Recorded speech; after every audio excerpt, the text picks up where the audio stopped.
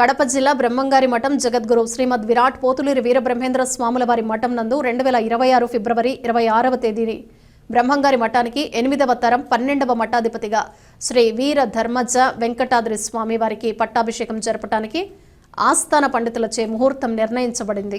ఈ పట్టాభిషేక మహోత్సవానికి సంబంధించి ఆహ్వాన పత్రికను మఠం మేనేజర్ ఈశ్వరయ్యచారి, పూర్వపు మఠం మేనేజర్ కుమారుడు పిపిఎన్ ప్రసాద్, పూర్వపు మఠాధిపతి కుమారుడు, ప్రస్తుత మఠాధిపతి సోదరుడు దత్తాత్రేయ స్వామి చేతుల మీదుగా ప్రారంభించడం జరిగింది. ఈ కార్యక్రమానికి స్వామివారి భక్తులు, శిష్యులు తప్పకుండా హాజరు కావాలని ఆహ్వానం పలికారు.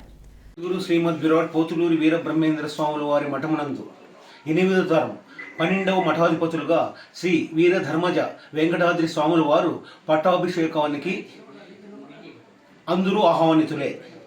కాబట్టి ఈ యొక్క పట్టాభిషేకానికి 26/2/2026 తేదీన 50 మంది భక్తులు విచ్చేయవాలని కోరుకుంటున్నాము.